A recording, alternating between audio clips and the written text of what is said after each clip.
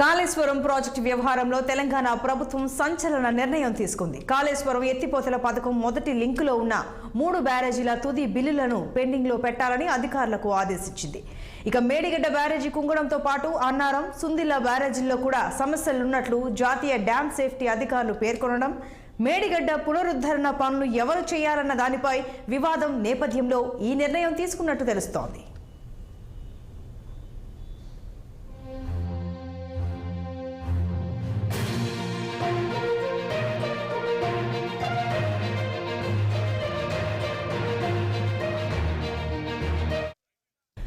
తుది బిల్లు చెల్లించడానికి సంబంధిత ఇంజనీర్లు సిఫార్సు చేయడంతో పాటు దీనికి సంబంధించి గుత్తేదారుకు ధృవీకరణ కూడా ఇస్తారు. మేడిగడ్డ బ్యారేజీ పనిచేసిన L&T సంస్థకు తుది బిల్లు సుమారు 400 కోట్ల వరకు చెల్లించాల్సి ఉన్నట్లు సంబంధిత వర్గాలు తెలిపాయి.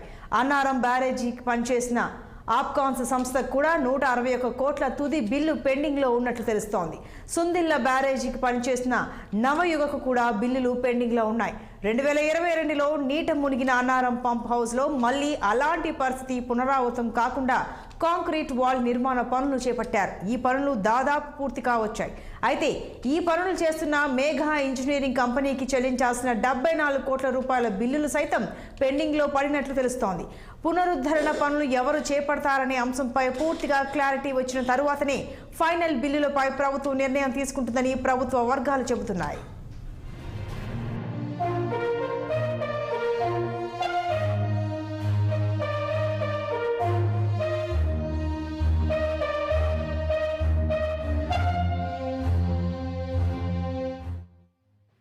ఇదిలా ఉంటే మరోవైపు చిన్న కాంట్రాక్టర్ల బిల్లుల్ని మొదట చెల్లించాలని ప్రభుత్వం ఆర్థిక శాఖకు సూచించినట్లు తెలుస్తోంది. నీటిపారుదల, రోడ్లు, భవనాలతో సహా అన్ని ఇంజనీరింగ్ విభాగాల్లో బిల్లులు పెండింగ్లో పెట్టి ప్రాధాన్యాలు నిర్ణయించాకే చెల్లింపులపై ముందుకెళ్లాలని రేవంత్ ప్రభుత్వం భావిస్తోందట.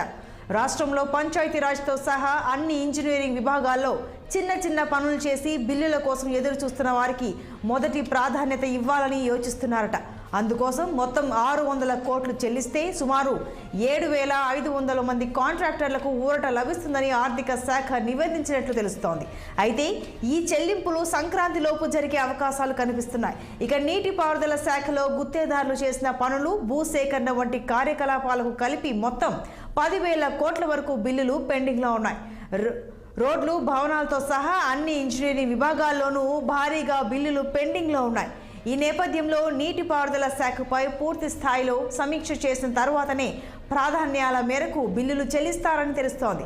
అయితే అది ఎప్పుడు అనేది తేలాల్సి ఉంది.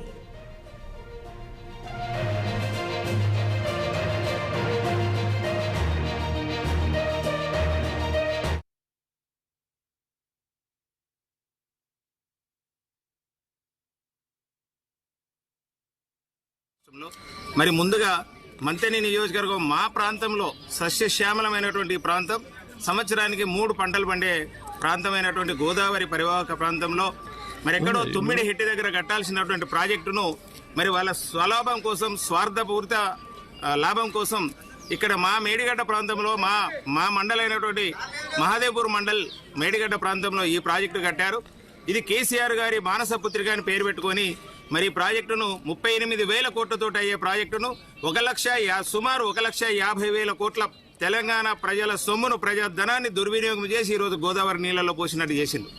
మేమేమంటున్నామంటే మా ప్రాంతంలో చిన్న సన్నకారు రైతులు, ఇటు ఎస్సీ ఎస్టీల జనాభా ఎక్కువ ఉంటుంది, మారుమూల ప్రాంతం. ఈ ప్రాంతంలో 2 నుండి 5 ఎకరాల వరకు చిన్న సన్నకారు రైతులే ఉంటారు.